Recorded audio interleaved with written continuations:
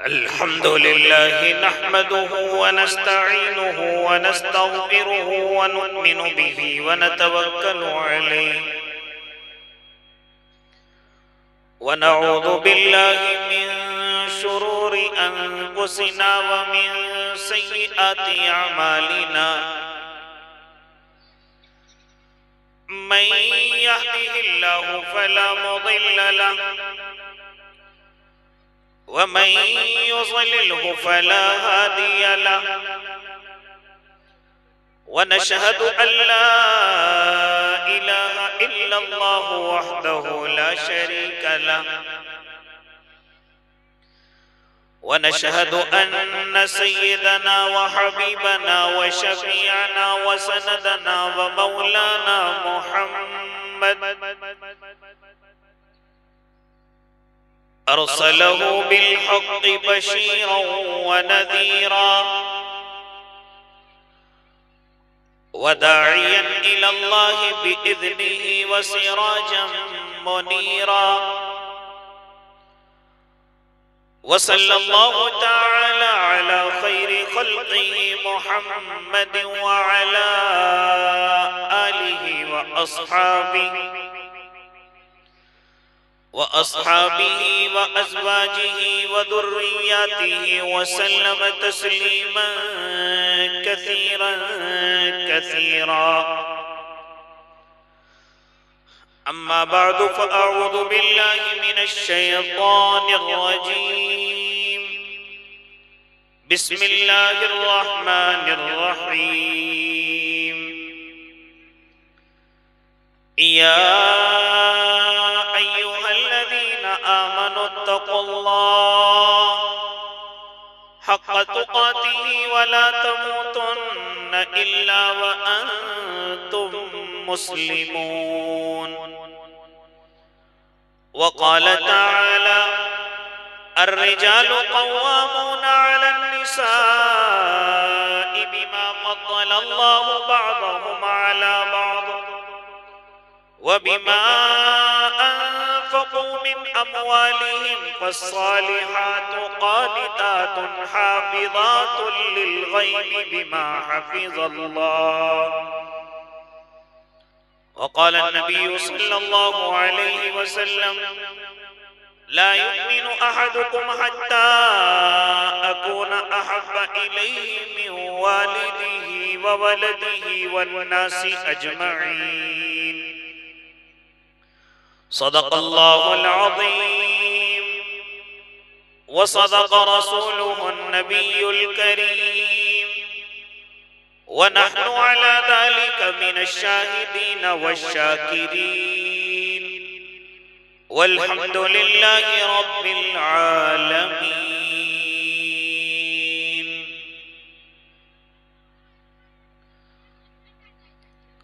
कुछ कुफ्र ने फितने फैलाए, कुछ जुल्म ने शौले भड़काए,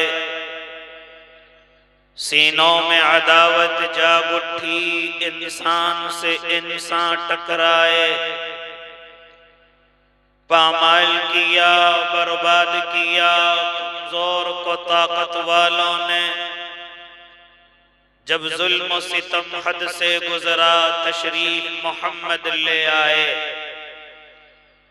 रहमत की घटाएं बरसाई, दुनिया की उम्मीदें बर आई, इकराम व अता की बारिश की, अखलाक के मोती बरसाए, तहजीब की शमए रोशन की, ऊंटों के चराने वालों ने कांटों को गुलों की कीमत दी, जर्रों के मुकद्दर चमकाए। काबे की जमीन और अर्श कहाँ, पल भर में कहाँ, दम भर में कहाँ, पत्थर को आता की गोयाई और चांद के टुकड़े फरमाए। औरत को हया की चादर दी, गैरत का गाजा भी बख्शा, शीशों में नजाकत पैदा की, किरदार के जौहर चमकाए। तौहीद का धारा रुक न सका, इस्लाम का परचम झुक न सका, तौहीद का धारा रुक न सका, इस्लाम का परचम झुक न सका। कुफ्फार बहुत कुछ झुंझलाए, शैतान हजारों बल खाए। ऐ नाम मोहम्मद सल्ले अला, माहिर के लिए तू सब कुछ है। ऐ नाम मोहम्मद सल्ले अला, माहिर के लिए तू सब कुछ है। होठों पे तबस्सुम भी आया, आंखों में भी आंसू भर आए। अल्लाहुम्मा सल्ली अला सय्यिदिना मुहम्मद व अला आलि सय्यिदिना मुहम्मद व बारिक व सल्लिम। आप तमाम हजरात भी बुलंद आवाज से मेरे और आपके आका की खिदमत आलिया में नजराने अकीदत पेश फरमा लें। एक मरतबा तमाम हजरात बुलंद आवाज से दुरूद शरीफ पढ़ लें। पढ़ें, जो नमाज में पढ़ते हैं वही पढ़ें, या इतना कह दें सल्लल्लाहु अलैहि वसल्लम। बावकार उलमाए कराम, मुअज़्ज़ज़ सामईन इज़ाम, अजीज दीनी भाइयों, बुजुर्गों, नौजवानों और मासूम बच्चों, पर्दों में समाअत फरमाने वाली पाकीज़ा इस्लामी माएँ और बहनों, इस वक्त में मेरी आपके इस दयार में जिसको आपने खून जिगर से सींचा है, जामिया फारूकिया, जिनके रूह रवां हजरत अक़दस हजरत मौलाना व मुफ्ती अब्दुल रज़्ज़ाक़ साहिब, उनके तमाम भाई मौलाना सादिक साहिब, इसी तरीके से पूरी कमेटी, तमाम अहबाब जिनकी रात और दिन की मेहनत से अल्लाह रब्बुल इज़्ज़त ने कलील मुद्दत में इस गुल को गुलशन बनाया है।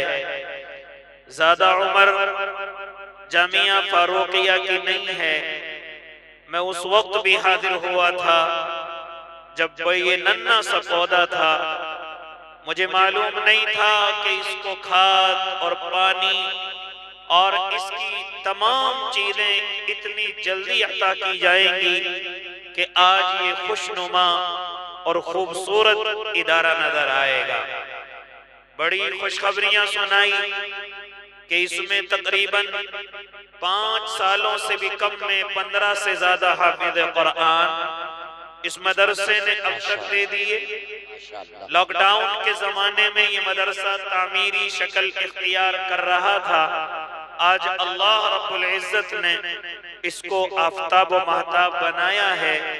दुआ करता हूँ अल्लाह रब्बुल इज़्ज़त जो हजरात भी इसके लिए मेहनतें करते हैं, कोशिशें करते हैं, मुआविन बनते हैं, मुशीर बनते हैं, अल्लाह सबको अजर अजीम अता फरमाए। आमीन। अल्लाह सबकी औलादों में, नस्लों में उलमा का जम्मे गफीर नसीब फरमाए। मेरे भाई, मेरे वक्त बड़ा मखसूस है और महदूद है। इंशाअल्लाह वक्त मुतय्यना में अपनी बात को मुकम्मल करूंगा। दुआ करें अल्लाह सही कहने की और हम सबको उस पर अमल करने की तौफीक इनायत फरमाए। मेरे भाई, इस वक्त में मेरे और आपके सामने दुनिया के हालात हैं। आमतौर से वतन अजीज के खास तौर से मैं और आप जरा उम्मते मुस्लिमा पर नजर डालें, जरा उम्मते मुहम्मदिया पर नजर डालें और जरा गौर करें कि उम्मते मुहम्मदिया इस वक्त में परेशानी के आलम में है, मुसीबतों में घिरी हुई है, परेशानियों में घिरी हुई है। मैं ज्यादा गुफ्तगू को तवालत न देते हुए अपनी बात सीधी रखने लगा। क्या हमें कुरान ने नहीं बताया? क्या हमें कुरान ने नहीं समझाया? जानते हो ये मुसीबतें क्यों आई, ये परेशानियां क्यों आई? अल्लाह रब्बुल इज़्ज़त ने अगर किसी पर परेशानियां डाली, अगर आजमाइशें डाली, उन लोगों ने अपनी कुर्बानियां पेश की, अल्लाह रब्बुल इज्जत ने उनकी जिंदगियों को इज्जतों में तब्दील कर दिया। जहां दुनिया उन्हें गुलाम समझ रही थी, आज दुनिया अपनी नजरों से देख रही है कि दुनिया की सबसे बड़ी ताकत की आंखों में आंखें डाल करके वो कमजोर से इंसान गुफ्तगू कर रहे हैं। मेरे अल्लाह ने अगर किसी कौम पर परेशानी डाली, कुर्बानियां पेश की गई, अल्लाह ने उन्हें कामयाब किया। लेकिन अगर मैं अपनी हालत पर नजर डालूं, अपने भाइयों की हालत पर नजर डालूं, तो कुरान साफ कहता हुआ नजर आता है, वमा असाबकुम मिन मुसीबतिन फबिमा कसबत अयदीकुम। ये जितनी मुसीबतें हैं, ये जितनी परेशानियां हैं, ये सब तुम्हारी अपनी कमाई का सबब है, ये सब तुम्हारी अपनी गलतियों का नतीजा है। ए अल्लाह के नेक बंदो, अगर कोई गलती ना करे, परेशानी आ जाए, तो परेशान करने वालों को झुकना पड़ता है, परेशान करने वालों को पूरी दुनिया के सामने जलील होना पड़ता है। और मैं और आप अपनी आंखों से देख रहे हैं पूरी दुनिया की हालत, पूरी दुनिया का नजारा मेरी और आपकी नजरों के सामने है कि अगर नेक लोगों को कोई परेशान करेगा, इस जमीन पर उसको जलील होना पड़ेगा। बेशक हक है, सच है, हक है, सच है। लेकिन मुझे और आपको परेशान करने वाले क्यों जलील नहीं हो रहे? मुझे और आपको दुखों में डालने वाले क्यों जलील नहीं हो रहे? कभी मैंने और आपने इस चीज का अंदाजा किया? कभी मैंने और आपने इस चीज पर गौर किया? जानते हो क्यों नहीं दुखों का बदला दिया जा रहा है? जानते हो क्यों वो परेशानियों का शिकार नहीं है? मैं और आप अभी खुद ठीक नहीं है, मैं और आप नेक नहीं है, मैं और आप अभी सच्चे पक्के मोमिन नहीं है, मैं और आप अल्लाह को राजी करने वाले ईमान वाले नहीं है। अगर मैं गलतियां गिनानी शुरू कर दूं तो ये रात नाकाफी हो जाए, ये वक्त तुम्हारा नाकाफी रह जाए। ऐ अल्लाह के नेक बंदो, आज मुझे और आपको परेशान करने वाले क्यों इस जमीन के हीरो बने हुए हैं, क्यों इस जमीन के बड़े बने हुए हैं? जानते हो उसकी वजह क्या है? उसकी वजह ये है कि मैं और आप गलतियों के अंदर मुलव्विस हैं, मैं और आप गुनाहों के अंदर मुलव्विस हैं। और मुझे बतलाओ कौन सा गुनाह ऐसा है जो मैं और आप नहीं कर रहे हैं, जो मुसलमान नहीं कर रहा है? अरे जरा बताओ तो सही, क्या मुसलमान नमाजें नहीं छोड़ रहा है? क्या मुसलमान नमाजों की पाबंदी कर रहा है या नहीं कर रहा है? जरा मुझे गौर करके बताओ, क्या मुसलमान नशे के अड्डों पर नहीं है? क्या मुसलमान जुए का बेताज बादशाह नहीं है? क्या मुसलमान ने अपना कारोबार प्याज को नहीं बना लिया है? क्या मुसलमान जिना के अंदर मुलव्विस नहीं है? मुझे बतलाओ, क्या मुसलमान पड़ोसियों को नहीं सता रहा है? क्या मुसलमान माँ बाप की नाकदरी नहीं कर रहा है? क्या मुसलमान अपने रिश्तेदारों से कता ताल्लुक नहीं रख रहा है? जरा मुझे बतलाओ कौन सा गुनाह ऐसा है जो आज मुसलमान इस जमीन पर नहीं कर रहा है? जब गुनाहों से बाज नहीं आएंगे तो याद रखना, अल्लाह किसी न किसी को मेरे और आपके ऊपर मुसल्लत करके मुझे और आपको परेशानियों में देखता रहेगा।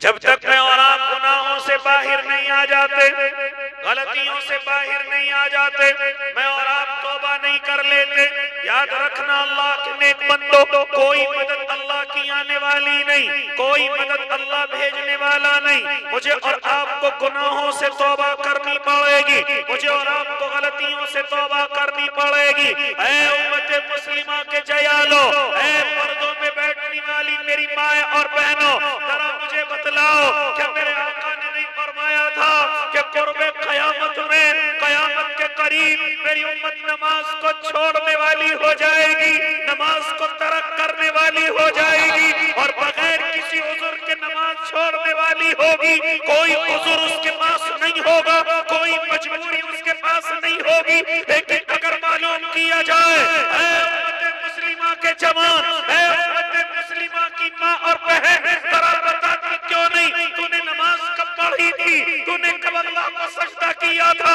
तूने कब कुरान को खोल करके देखा था? तूने कब अपने रब को राजी किया था, अगर इसका जवाब हमसे मांग लिया जाए तो मेरे और आपके पास इस सवाल का जवाब नहीं है, क्योंकि नमाजें पढ़े हुए बाज नौजवानों को हफ्तों हो चुके हैं। अल्लाह अल्लाह। क्या फरमाया था मेरे आका ने?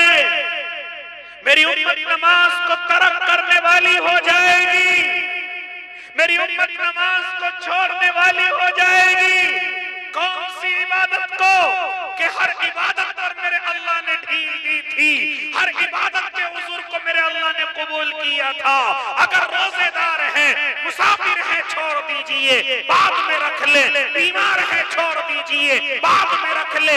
हज फर्ज है, मालदार नहीं है, छोड़ दीजिए। कुर्बानी वाजिब है, मालदार नहीं है, छोड़ दीजिए। फितरा वाजिब है, मालिक निसाब नहीं है, छोड़ दीजिए। लेकिन जब नमाज की बारी आई, कोई उज़ुर काबिले कबूल नहीं, कोई बीमारी काबिले कबूल नहीं। जब नमाज की बात आई, मालिक मालूम करिए इन इका वालों से, मालूम कर ली इन अल्लाह के दीवानों से, ये मुझे और आपको बतलाएंगे।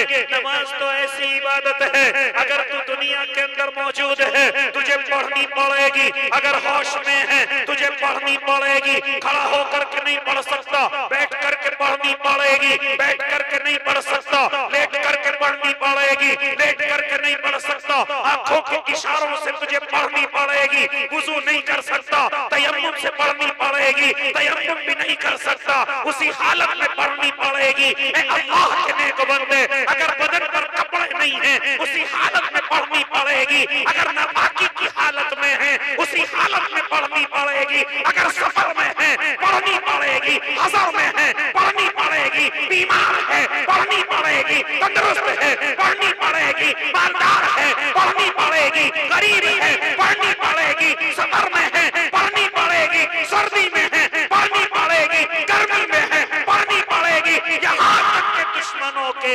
हथियारों के साए के नीचे भी है, तब भी तुझे नमाज पढ़नी। नारे तकबीर, अज़मते सलात जिंदाबाद। तब भी तुझे नमाज पढ़नी पड़ेगी। ए अल्लाह के नेक बंदे, मेरा और आपका हाल क्या है?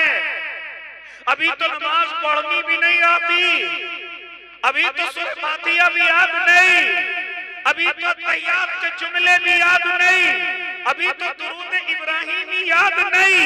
आज मेरा और आपका हाल ये है। लेकिन आओ तुम्हें लेकर के चलता हूँ। क्या कहते हो? जरा सी परेशानी आ जाए, हम नमाज को छोड़ देते हैं, हम नमाज को एक तरफ रख देते हैं, लेकिन तुम्हें उस तरफ लेकर के चलो कि जहाँ अभी हयात साहिब तुम्हें लेकर के गए थे, उस फिलिस्तीन की सरजमीन पर, कि जहाँ पर अल्लाह के नेक बंदे, जहाँ पर अल्लाह के दीवाने, जो पूरी दुनिया की ताकत उनसे कह रही थी, ऐ अर्ज़े मुक़द्दसा के रहने वाले मुसलमानों, मस्जिद अक़सा को भूल जाओ। दुनिया की जिस कंट्री में चाहोगे मकान दे दिए जाएंगे, जिस डॉलर को चाहोगे तुम्हारे पैरों में बंद दिए जाएंगे, तुम जितनी कीमतें चाहोगे तुम्हें अदा कर दी जाएंगी, लेकिन सिर्फ मस्जिद अक़सा को छोड़ दो, सिर्फ इसकी जमीन को छोड़ दो। लेकिन क्या कहा उन दीवानों ने कि हम दुनिया से सब कुछ वापस दे सकते हैं, लेकिन रब्बे काबा की कसम मस्जिद अक़सा की एक इंच जमीन किसी को नहीं दे सकते। मस्जिद अक़सा, मस्जिद अक़सा जिंदाबाद जिंदाबाद। ऐ अल्लाह के नेक बंदो, जरा तुम्हें लेकर के चलो। ऐ नौजवानों जरा सुनो, ऐ मेरी माए बहनों जरा सुनो, जरा तुम्हें लेकर के चलो। अल्लाह की मदद ऐसे नहीं आती, जालिम ऐसे अपना सर नहीं झुकाता, बड़ी कुर्बानियां देनी पड़ती हैं, बड़े बच्चों को यतीम कराना पड़ता है, बड़ी औरतों को बेवा कराना पड़ता है, बड़े अपने घरों से बेघर होना पड़ता है। आओ जरा लेकर के चलो, मुख्तसर गुफ्तगू करूंगा इंशाअल्लाहुल अज़ीम। एक नौजवान है जो फिलिस्तीन के अपने मुफ्ती आज़म को एक सवाल लिखता है और उस सवाल का जवाब तलब करता है। जरा सुनो, सहाबा की कहानियां नहीं, सहाबा के किस्से नहीं, औलिया अल्लाह की कहानियां किस्से नहीं। जरा सुनो अल्लाह के नेक बंदो, क्योंकि मेरी और आपकी ज़बान पर आ जाता है, अरे वो तो सहाबा थे, अरे वो तो औलिया अल्लाह थे, अरे वो तो अल्लाह के नेक बंदे थे। आज जिस जिंदगी को तू जी रहा है, उसी जिंदगी के अंदर तुझे एक नौजवान नजर आएगा जो अर्ज़े मुक़द्दसा पर खड़ा हुआ होगा, जो अर्ज़े मुक़द्दसा की ज़मीन पर लहू लुहान जख्म बदन से चूर है, वहां पर खड़ा हुआ होगा और एक सवाल अपने मुफ्ती आज़म को लिखता है, एक सवाल अपने मुफ्ती आज़म को लिखता है। वो सवाल जरा सुनो, जरा सुनो ए उलमा की जमात, जरा सुनो अल्लाह के नेक बंदो। वो अपने मुफ्ती आज़म से एक सवाल करता है, मुफ्ती साहब नमाज का वक्त हो गया है, अल्लाह के मुअज्जिन ने मस्जिद के लिए पुकार लिया है। मुफ्ती साहब, क्या मैं अपने जूतों समेत मस्जिद के अंदर जा सकता हूँ? मैं चाहता हूँ कि मैं अपने जूते न उतारूं, मैं जूतों समेत मस्जिद के अंदर चला जाऊं, मैं नमाज अदा करूं। मुफ्ती साहब, क्या मुझे इजाजत है कि मैं मस्जिद के बाहर अपने जूते न उतारूं, मैं इसी हालत में मस्जिद के अंदर चला जाऊं? दूसरा सवाल लिखता है, मुफ्ती साहब मेरे पास पानी मौजूद है, पानी मेरे पास मौजूद है, क्या मैं तयम्मुम करके नमाज पढ़ सकता हूँ? क्या मैं तयम्मुम करके अपने अल्लाह के सामने सजदे कर सकता हूँ? नमाज का वक्त हो गया है। मुफ्ती साहब मालूम करते हैं, ए अल्लाह के नेक बंदे, जूते पहनने की वजह क्या है? क्यों मस्जिद के अंदर जूते पहन करके जाना चाहता है? जानता है वो नौजवान क्या लिखता है? जरा सुन ए नौजवान, ए जरा जरा से बहानों पर नमाज छोड़ने वाले, ए जरा जरा से उज़्र पर नमाज के गले घोटने वाले, जरा सुन मेरे नौजवान, जरा सुन मेरी बहन, क्या कहा उस नौजवान ने? मुफ्ती साहब मैं जूते इसलिए पहन करके मस्जिद में जाना चाहता हूँ, अल्लाह की कसम दुश्मन की बमबारियों से मेरा बदन बिल्कुल जख्मी हो चुका है, मेरे पैर के तलवे इतने जख्मी हैं कि वो तलवों की खाल मेरे जूतों में चिपकी हुई है। अगर मैंने एक मर्तबा भी जूते उतार दिए, रब्बे काबा की कसम पैरों में इतने जख्म हैं कि दोबारा उन जूतों को नहीं पहन सकता। लेकिन नमाज का वक्त हो गया है, नमाज नहीं छोड़ सकता, नमाज नहीं छोड़ सकता। पानी मेरे पास मौजूद है, तयम्मुम की इजाजत चाहता हूँ। कई दिन का भूखा और प्यासा हो, प्यास की शिद्दत इतनी सख्त है, या तो अपनी प्यास को बुझाया जाएगा या फिर वुजू करके नमाज पढ़ी जाएगी। मुफ्ती साहब जवाब दीजिए, मैं पानी से वुजू करूं या तयम्मुम करके मेरी नमाज को कबूल कर लिया जाएगा? मेरे पास सिर्फ इतना पानी मौजूद है, कई दिन की प्यास की शिद्दत है, मैं इस पानी से या तो अपनी पेट की प्यास बुझा सकता हूँ या फिर इस पानी से वुजू करके मस्जिद के अंदर दाखिल हो सकता हूँ। मुफ्ती साहब की आंखों में आंसू आ गए। जानते वो नौजवान क्या लिख रहा है? अल्लाह की कसम मैं इतने जख्मों पर भी ये नहीं चाहता कि मेरी नमाज छूट जाए, मैं ये नहीं चाहता कि मैं शरीयत के मसले के खिलाफ एक सजदा भी अदा करूं। इसलिए मुफ्ती साहब बतलाइए मैं नमाज कैसे अदा करूं, मैं अल्लाह को कैसे राजी करूं? ऐसे ही नहीं मिलती हैं कामयाबियां, ऐसे ही नहीं मिलती हैं पता और नुसरत के नकारे, ऐसे ही नहीं झुकता दुश्मन कमजोरों के सामने, ऐसे ही नहीं झुकता अबू जहल मास और मुआविज के सामने। ऐ अल्लाह के नेक बंदो, बड़ी कुर्बानियां देनी पड़ती हैं, लेकिन आज मेरा और आपका हाल क्या है? बगैर उज़ुर के नमाज छोड़ने लगे, बगैर किसी मजबूरी के नमाज छोड़ने लगे। क्या फरमाया था मेरे और आपके आका मोहम्मद अरबी सल्लल्लाहु अलैहि वसल्लम ने कि क़ुर्ब क़यामत में मेरी उम्मत नमाज को तरक करने लगेगी, नमाज को छोड़ने लगेगी। ऐ अहले साबरा वालों, ऐ अल्लाह के नेक बंदो, जरा मुझे बतलाओ, जितना मजमा यहाँ बैठा है, क्या ये सुबह को मस्जिद में भी नजर आएगा? क्या 5 वक्त नमाजों में नजर आएगा? ऐ अल्लाह की नेक बंदियों, आप जलसे के अंदर आई हो, जरा मुझे बतलाओ, क्या नमाजों की पाबंदियां करोगी? क्या अल्लाह को राजी करने की फिक्र करोगी? अगर है तो ये जलसा कामयाब है, और अगर नहीं तो लाखों हजारों से जलसे कर लीजिए, कोई फायदा नहीं, कोई सवाब नहीं। अगर ये जलसे मुझे और आपको नमाजी न बना सके तो याद रखना, इस इतने खर्च का कोई अल्लाह के यहाँ सवाब नहीं है। बेशक हक है, सच है, बेशक। इसलिए अल्लाह के नेक बंदो, मैं और मुख्तसर करने लगा अपनी गुफ्तगू को। जानते हो, मुझे और आपको परेशान करने वाला इस जमीन का क्यों हीरो बना हुआ है? मुझे और आपको परेशानियों में डालने वाला इस जमीन पर क्यों राज कर रहा है? उसकी वजह सिर्फ ये है कि मैं और आप अपने गुनाहों से बाहर नहीं आ रहे, अपनी गलतियों से बाहर नहीं आ रहे। हाँ, नशा और तेजी के साथ आम होता जा रहा है, जुआ और सट्टा और तेजी के साथ आम होता जा रहा है, प्याज का कारोबार तेजी के साथ आगे बढ़ रहा है। यहाँ तक कि गलत ताल्लुकात, लड़के और लड़कियां पीछे हटने के लिए तैयार नहीं, जिना के अड्डे खोल रखे हैं, जिना की आदतें बना ली हैं। यहाँ तक कि गैर औरत दूसरे मर्द से मिलकर के बातें करती है, कभी मोबाइल पर बातें करती है, मौका मिलता है अलग ताल्लुक रखने की कोशिश करती है। क्या अल्लाह का अजाब नहीं आएगा? क्या अल्लाह का गुस्सा नहीं उतरेगा? जब जिनाहों के अड्डे आम हो जाएं, जब जुए और सट्टे आम हो जाएं, जब प्याज के कारोबार आम हो जाएं, जब जिना की आदि उम्मत मुस्लिमा हो जाए, जब झूठ आम हो जाए, अरे तुम अल्लाह की रहमतों का इंतजार करते हो।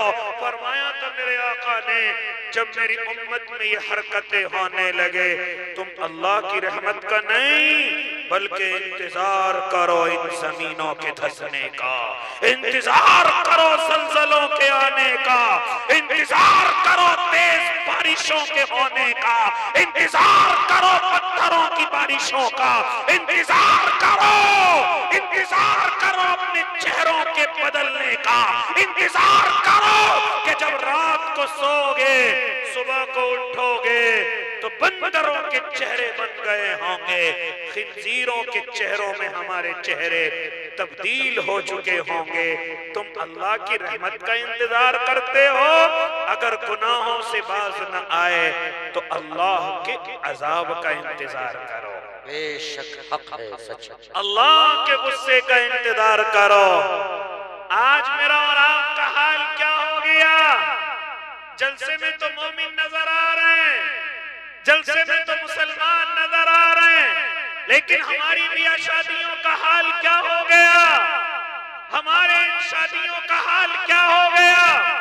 मुझे बताओ, कहीं से अगर मुसलमान नजर आओ, अगर ब्याह और शादी में, मुझे बताओ वो कौन सी रस्में हैं जो हमने नहीं की हैं? क्या हमने हल्दियों की रस्मों पर लाखों रुपए नहीं खर्च किए हैं? हमने मंगनियों की रस्मों पर लाखों रुपए खर्च नहीं किए हैं? हमने आतिशबाजियों में अपने कीमती सरमाए को बर्बाद नहीं किया है?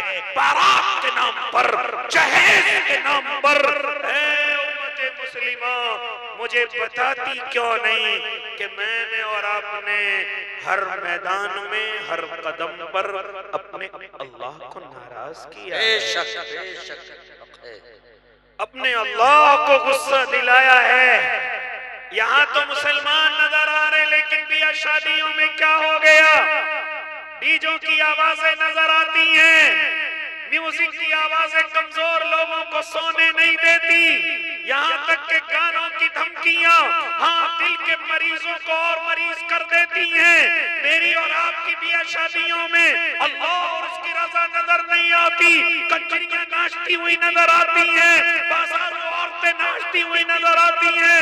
मुझे कहने दीजिए, अगर बाजारों औरतें न मिले तो मेरी और आपकी आपकी मासूम बच्चियां नाचती हुई नजर आती हैं, मेरी और आपकी बेटियां नाचती हुई नजर आती हैं। ए अल्लाह के नेक बंदो, मुझे बताते क्यों नहीं कि मैं और आप जहेज के नाम पर भिखारी नहीं हो गए हैं। मैं और आप अपनी लड़कों को हाँ जहेज की आड़ में कीमती सामान समझने लगे हैं। अगर लड़का पैदा हो गया है तो आओ जरा जहेज के नाम पर गाड़ियां मांगेंगे, जरा जहेज के नाम पर लड़की वालों पर इतना बोझ डाल देंगे, या तो वो कर्जे से अपनी बेटी का निकाह करेगा या फिर घुट घुट करके इस दुनिया से रुखसत हो जाएगा। ये आज मेरा और आपका हाल है।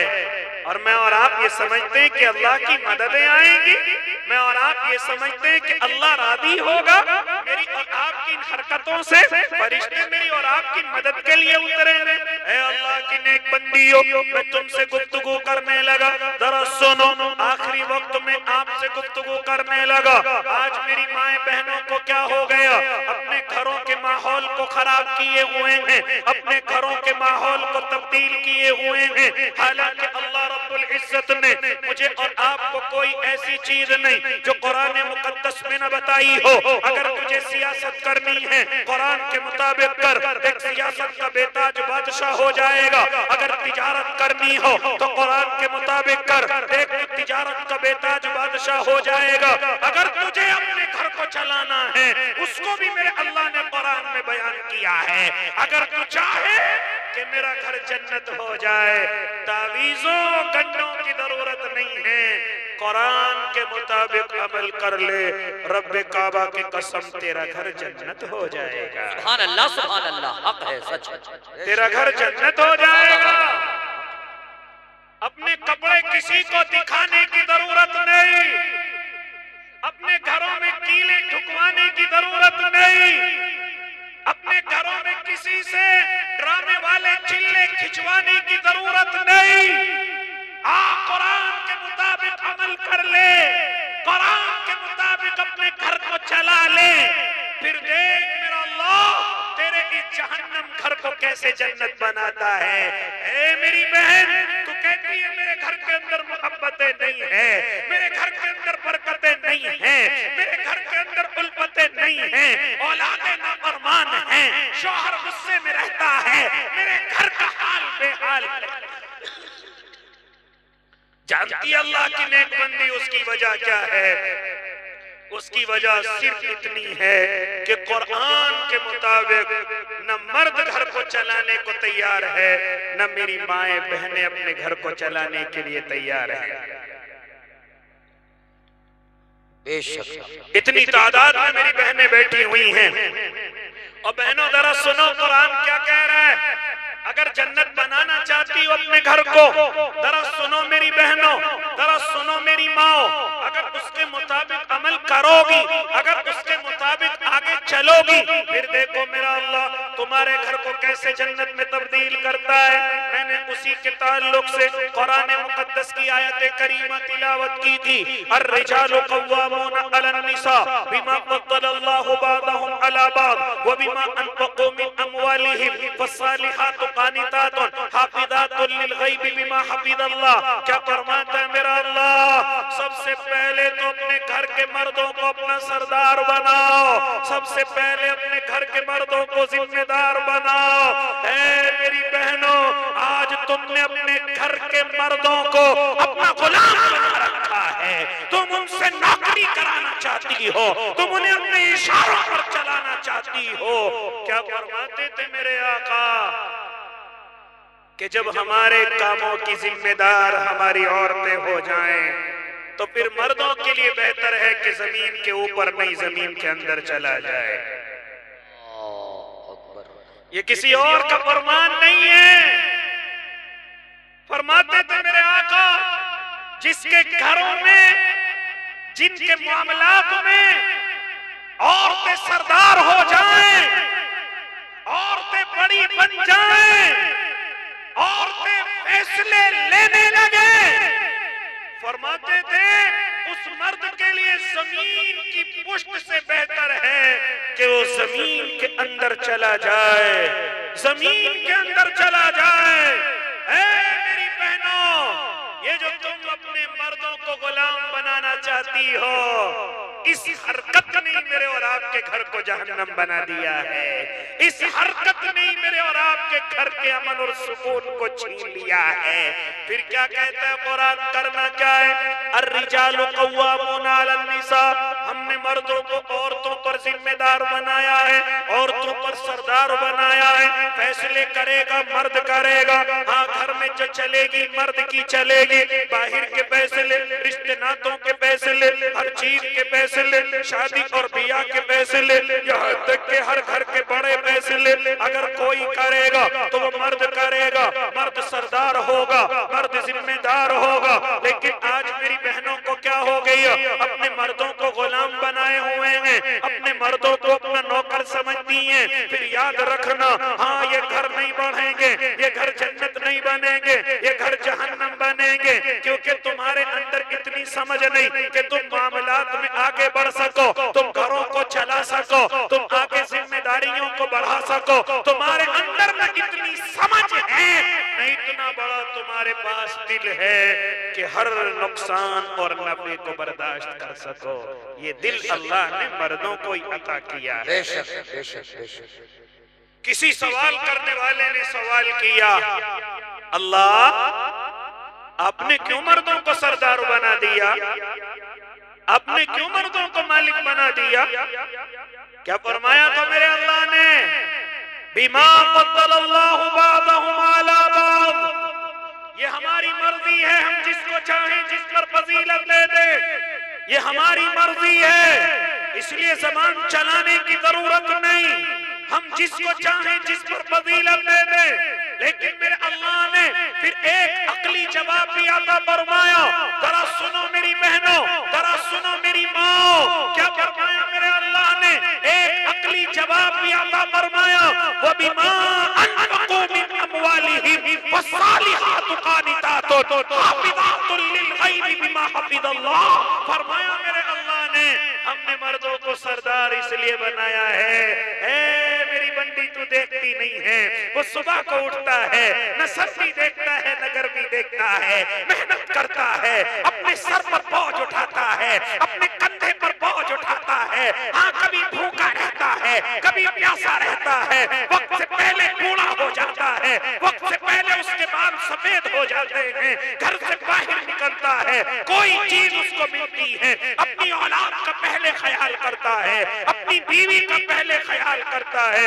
यहाँ तक कि लुकमा मुंह में लेने से पहले अगर उसे अपने बीवी बच्चों की याद आ जाए तो उसी लुकमे को छुपा करके जेब में रख लेता है। मैं अपनी बीवी को जा करके खिलाऊंगा, मैं अपने बेटों को जा करके खिलाऊंगा। क्या फरमाया मेरे अल्लाह ने? जब सुबह से लेकर शाम तक और शाम से लेकर रात की अंधेरियों तक जब ये मेहनत करेगा और मेहनत करके घर कुछ लुकमे लाएगा तो फिर सरदारी भी इसी का हक है, फिर जिम्मेदारी भी इसी का हक है। जब ये तुम पर अपने मालों को खर्च करे, जब ये तुम पर अपनी जानों को खर्च करे तो फिर सरदारी का हक भी इसी को है। लेकिन अल्लाह की नेक बंदियों, ये ना समझना कि अल्लाह तुमसे नफरत करता है, ये ना समझना कि अल्लाह की नजरों में तेरी मोहब्बत नहीं है। नहीं, मेरे अल्लाह ने तेरी खुसूसियात बयान फरमाई, मेरी अल्लाह ने तेरी खासियतें बयान फरमाई। क्या फरमाता है मेरा अल्लाह? ए नेक बंदी, जानती है तेरी नेकी की अलामतें क्या हैं, जानता है तेरी नेकी की खासियतें क्या हैं? क्या फरमाया मेरे अल्लाह ने? जरा सुनो अल्लाह के नेक बंदो, आखिरी गुफ्तगू करने लगा हो। वस्सालिहातु क़ानितातुन हाफ़िज़ातुन लिल-ग़ैबि बिमा हफ़िज़ल्लाह। तफसीर इब्ने कसीर इसका खुलासा कर रहे हैं और इसी के तहत एक हदीस मुबारका लेकर के आ रहे हैं। अल्लाह के नबी की एक हदीस बड़ी प्यारी, मेरी बहनों के लिए, मेरी बच्चियों के लिए, मेरी माओं के लिए, जो ये चाहती हैं कि हमारे घर जन्नत हो जाएं, जो ये चाहती हैं कि हमारे घरों से परेशानियां निकल जाएं, जो ये चाहती हैं कि हम दुनिया की सबसे अच्छी औरत हो जाएं, हम दुनिया की सबसे बेहतरीन औरत हो जाएं, तो तफसीर इब्ने कसीर मेरे आका की एक हदीस को कोट कर रहे, नकल कर रहे। क्या फरमाते मेरे आका, जरा सुनो मेरी माए बहनों, आखिरी गुफ्तगू करके बात को मुकम्मल करूंगा इंशाअल्लाहुल अज़ीम। क्या फरमाते मेरे आका के बेहतरीन औरत की 4 निशानियां मेरे आका ने बयान फरमाई। इसी आयत के ज़िम्न में, इसी आयत के तहत मेरे आका ने हदीस नकल की है कि दुनिया की बेहतरीन औरत की निशानियां जरा सुनो। अगर दुनिया की बेहतरीन औरत बनना चाहती हो, अगर अच्छी औरत बनना चाहती हो, क्या फरमाते थे मेरे आका, बेहतरीन औरत की पहली निशानी ये होगी कि जब वो अपने घर के अंदर रहे, अपने घर से बाहर न निकले, बेपर्दा न निकले, मेकअप करके न निकले, किसी और के लिए सच सवर करके न निकले, बल्कि अपने घर को अपना महल समझे, अपने घर को अपना सब कुछ समझे। फरमाते थे मेरे आका, जब तेरा शौहर सुबह को चला जाए और शाम को वापस आए, वो थका हुआ आए, वो कमजोर हालत में आए, वो गुस्से में आए, फरमाते थे मेरे आका बेहतरीन औरत की निशानी ये है कि जब तेरा शौहर तेरे घर के अंदर आए तो अपने शौहर को देख करके मुस्कुरा जाए। क्या पैगाम है इश्क़ मोहब्बत असवाजी जिंदगी। तो अपने शौहर को देख करके मुस्कुरा जाए।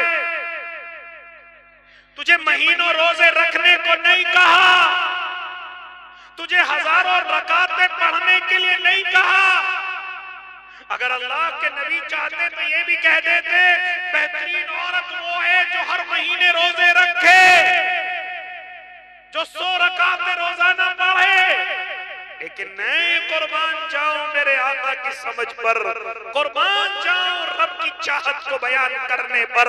फरमाते थे मेरे आका दुनिया की बेहतरीन औरत की पहली निशानी ये होगी कि जब उसका शौहर घर के अंदर आए, दरवाजा खोले, थका हुआ हो, टूटा हुआ हो, नुकसान का बोझ हो, नबी की खुशी हो, यानी कुछ भी शौहर को हो सकता है, लेकिन फरमाया मेरे आका ने बेहतरीन औरत वो है जब तेरा शौहर घर के अंदर दाखिल हो तो तू उसको देख करके मुस्कुरा जाए। मैंने देखा है अल्लाह की कसम, अगर घर के अंदर दाखिल हो, कितना गुस्सा, कितना नुकसान हो, लेकिन अगर एक दफा बीवी और बच्चे मुस्कुरा जाएं तो तमाम थकन शौहर की दूर हो जाती है, तमाम गुस्सा शौहर का दूर हो जाता है। ऐ मेरी बहन, नहीं चाहती तू कि तेरी एक मुस्कुराहट से तेरे शौहर की थकन खत्म हो जाए? आ तुझे लेकर के चलूं अल्लाह के नबी के जमाने में। जरा मालूम करो हजरत आयशा सिद्दीका, जरा मालूम करो हजरत खदीजतुल कुबरा, जरा मालूम करो अल्लाह के नबी की अज़वाज से, जरा मालूम करो इन सहाबा इकराम से, जरा मालूम करो इन उलमाए दीन से। ऐ अल्लाह की नेक बंदियों, हजरत आयशा कहती हुई नजर आएंगी मेरे आका को कितनी टेंशन है, मेरे आका को दुश्मनों का खतरा, मेरे आका को सहाबा की मोहब्बत, मेरे आका को ईमान लाने के लिए मेहनत करने का गम, मेरे आका को कुफ्फार का गम। लेकिन क्या फरमाती थी हजरत आयशा, जब कभी मेरे आका घर के अंदर दाखिल हुए तो हमेशा मुस्कुराते हुए चेहरे से दाखिल हुए, कभी आपके चेहरे पर गम के आसार नहीं, कभी आपके चेहरे पर मायूसी नहीं। अल्लाह की नेक बंदियों, शौहर को भी यही हुक्म मुस्कुराता हुआ जाए और बीवी को भी यही हुक्म कि जब तेरा शौहर घर के अंदर कदम रखे तो तेरे चेहरे पर गुस्सा ना हो, तेरे चेहरे पर मायूसी ना हो, तेरे चेहरे पर टेंशन ना हो, बल्कि तेरे चेहरे पर अपने शौहर को देख करके मुस्कुराहट हो।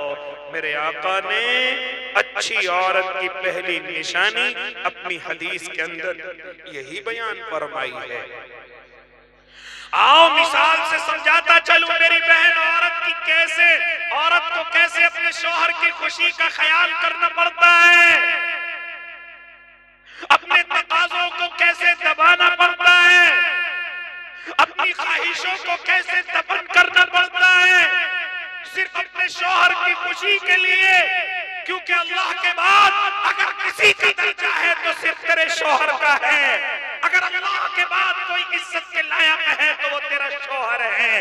हे अल्लाह की नेक बंदी। मुख्तसर लफ्जों में तुझे समझाता चलो, मेरे आका का जमाना है और उसी जमाने में हजरत अबू तलहा अंसारी रज़ियल्लाहु ताला अन्हु हैं और इनकी मोहतरमा जिनको बुखारी ने भी नकल किया है, इनकी मोहतरमा जिनको उलमा ने अपनी ज़बान पर अक्सर रखा है।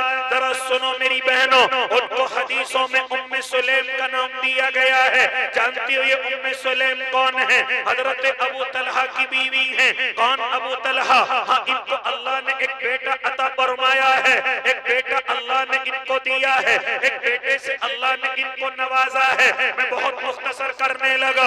एक वक्त ऐसा आया कि हजरत अबू तलहा और हजरत उम्मे सुलैम का ये बेटा बीमार हो जाता है और बड़ा सख्त बीमार हो जाता है। जरा सुनो मेरी बहनों, जरा सुनो, आज तो मेरा और आपका हाल ये है, अगर बेटा बीमार हो जाए तो शौहर को घर में कदम न रखने दो, शौहर को घर के अंदर न आने दो। इसे दवाई कौन दिलाएगा? इसे हॉस्पिटल कौन लेकर के जाएगा? अगर पैदा तूने किया है तो इसको पालेगा कौन? इसको पोसेगा कौन? अगर रात को बच्चा रोने लगे तो अपने शौहरों के ऊपर फेंक देती हो, इसे संभालेगा कौन? ये मेरी और आपकी बहनों का हाल है। लेकिन फरमाते थे मेरे आका, अल्लाह की कसम, अगर कोई औरत अपने बच्चे के बीमार होने की वजह से अपने बेटे को रात को लेकर के बैठी रहे, आंखों से आंसू टपकते रहे और वो पूरी रात बैठी रहे, फरमाते थे मेरे आका, जिहाद में जाने वाले मुजाहिद के बराबर बेशक हक है, सच है, बेशक जिहाद में जाने वाले मुजाहिद के बराबर सवाब है। हजरत उम्मे सुलैम फरमाती हैं मेरा बच्चा बीमार हो गया, बड़ा सख्त बीमार हो गया। सुबह के वक्त में हम दोनों की गोद में खेल रहा है। हजरत अबू तलहा कहते उम्मे सुलैम मेरे काम पर जाने का वक्त हो गया है, मैं जरा काम की तरफ चला हूँ, मैं जरा अपने कारोबार की तरफ चला हूँ। हजरत उम्मे सुलैम कहने लगी अल्लाह तुम्हारा हाफिज है, जाओ अपने काम पर चले जाओ। हजरत अबू तलहा फरमाते उम्मे सुलैम मेरे बाद मेरे बेटे का ख्याल करना, मेरे बेटे की बीमारी की दवाई का इंतजाम रखना। अपनी बीवी को समझा करके जा रहे हैं। उम्मे सुलैम कहती हैं कि जैसे मेरे शौहर घर से निकले अपने काम पर पहुंचे, मेरा बेटा और बीमार होता चला गया और बीमारी में बढ़ता चला गया और इस कदर बढ़ता चला गया। रिवायत के अंदर आता है कि उम्मे सुलैम का बेटा दुनिया से रुखसत हो गया, उम्मे सुलैम का बेटा दुनिया से चला गया। माँ की गोद में बेटे का दम निकल जाए, माँ की गोद में बेटा दुनिया से रुखसत हो जाए, उस माँ के अश्कों का क्या हाल होगा, उस माँ के गम का क्या हाल होगा। बेटा गोद में पड़ा हुआ है लेकिन दम तोड़े हुए है, माँ अपने बेटे को देख करके आंसू बहा रही है। हजरत उम्मे सुलैम अपनी आंखों से आंसू टपका रही है। लेकिन जैसे शाम का वक्त हुआ, उम्मे सुलैम के दिल में आया मेरे शौहर के आने का वक्त हो गया है, मेरा शौहर थका हुआ आएगा, मेरा शौहर नुकसान का घिरा हुआ होगा, मेरा शौहर आएगा। अगर मैं उसे ये खबर दे दूं कि तेरे बेटे का इंतकाल हो गया है तो उसकी टेंशन में और इजाफा हो जाएगा, उसके गम में और इजाफा हो जाएगा। उम्मे सुलैम रिवायतों के अंदर आता है घर वालों को बुलाती हैं और बुला करके कहती हैं ऐ घर वालों, खबरदार अगर किसी ने मेरे शौहर को ये खबर दी कि उसके बेटे का इंतकाल हो गया, किसी को इजाजत नहीं कि वो मेरे शौहर को मेरे बेटे के इंतकाल की खबर दें। ये खबर मैं खुद अपने शौहर को दूंगी, किसी को मेरे शौहर को खबर देने की इजाजत नहीं है। क्या जज्बात। रिवायत के अंदर आता है शाम का वक्त हुआ, जल्दी से तेजी के साथ अपने बेटे को लेकर के घर में गई, चारपाई बिछाई, उस चारपाई पर अपने बेटे को लिटाया, ऊपर से कपड़ा उसके ऊपर डाल दिया, जल्दी से गई अपने कपड़ों को तब्दील किया, जल्दी से गई अपने कपड़ों में खुशबू लगाई, तेजी से गई चूल्हे पर बैठी खाना तैयार किया, रोटियां तैयार की, जल्दी से दस्तरखान लगाया, दस्तरखान पर खाने को सजाया। मेरा शौहर आ रहा होगा, मेरा शौहर थका हुआ होगा, मेरा शौहर नुकसान का घिरा हुआ हो सकता है। जैसे ही शौहर ने कुंडी खटखटा करके दरवाजा खोला, रिवायत नकल कर रही है हजरत उम्मे सुलैम हजरत अबू तलहा को देख करके मुस्कुरा रही थी। क्या जज्बा, क्या अजमत है शौहर का। हजरत अबू तलहा को देख करके मुस्कुरा रही थी। जल्दी से तेजी से दस्तरखान पर लेकर के गई, खाना खिलाया, अपने हाथों से खाना करके दिया, दोनों मजे से खा रहे हैं। बीवी को देखा, अच्छे कपड़े पहन रखे हैं, दोनों तन्हाई के अंदर गए, मुलाकात हुई। इसी दरमियान में मालूम किया मेरे बेटे का क्या हाल है। उम्मे सुलेम, मेरे बेटे की तबीयत कैसी है? कुर्बान जाऊं ऐसी माँ पर जो अपने शौहर की खुशी के लिए अपने जज्बात की कुर्बानियां दे रही थी। अपने शौहर से मुस्कुराते हुए कह रही थी, शौहर मोहतरम, आपका बेटा सुकून में है, आपका बेटा सुकून में है। शौहर ने समझा बीमारी ठीक हो गई है, लेकिन मुराद लिया था जो दुनिया की परेशानी थी वो आखिरत के सुकून में चला गया है। झूठ नहीं बोला, झूठ नहीं बोला। कहती है आपका बेटा सुकून में है, और जज्बात को छुपा लिया, अपने आंसुओं को छुपा लिया। पूरी रात अपने शौहर के पास रही। जब सुबह को दोनों फारिग हो गए, खाना भी खा लिया, ख्वाहिश भी पूरी हो गई। जब सुबह का वक्त हुआ, हजरत उम्मे सुलेम अपने शौहर के पास आती हैं और आकर के कहती हैं, ऐ शौहर मोहतरम, जरा बतलाओ, अगर कोई किसी को अमानत दे और उस अमानत को वक्त पर वापस मांग ले तो अमानत वापस करने वाले को क्या करना चाहिए? हजरत अबू तलहा फरमाते हैं, मुस्कुरा करके देना चाहिए, जैसी है वैसी देना चाहिए, रोना नहीं चाहिए, आंसू नहीं बहाने चाहिए। हजरत उम्मे सुलेम फरमाती हैं, तो अबू तलहा जाओ कमरे में जाओ, अल्लाह ने हमें एक बेटा अमानत के तौर पर दिया था, लेकिन रात को अल्लाह ने वापस ले लिया था।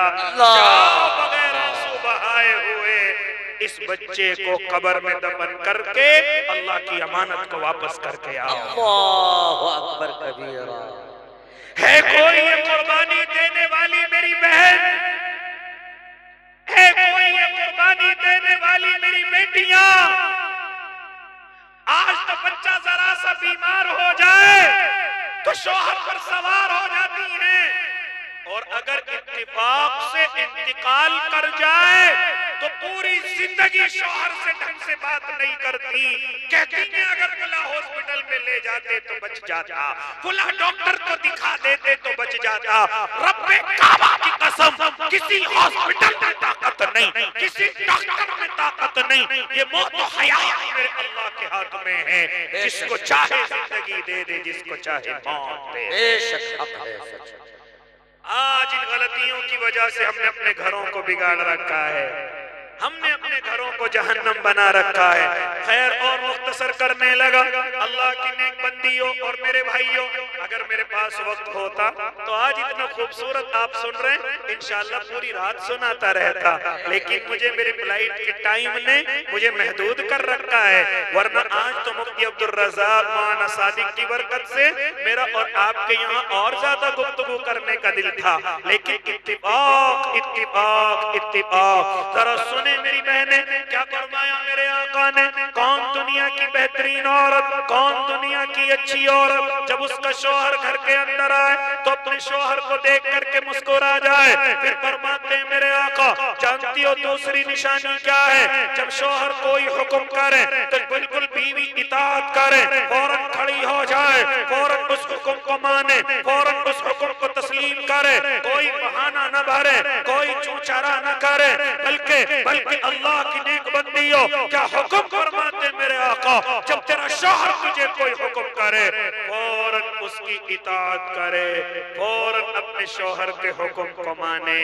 हाँ, अगर वो शरीयत से बाहर का कोई हुक्म दे तो तुझे मानने की इजाजत नहीं, लेकिन अगर शौहर तुझे हुक्म दे शरीयत के हुदूद में रहते हुए तो तुझ पर वाजिब है तू अपने शौहर की इताअत कर।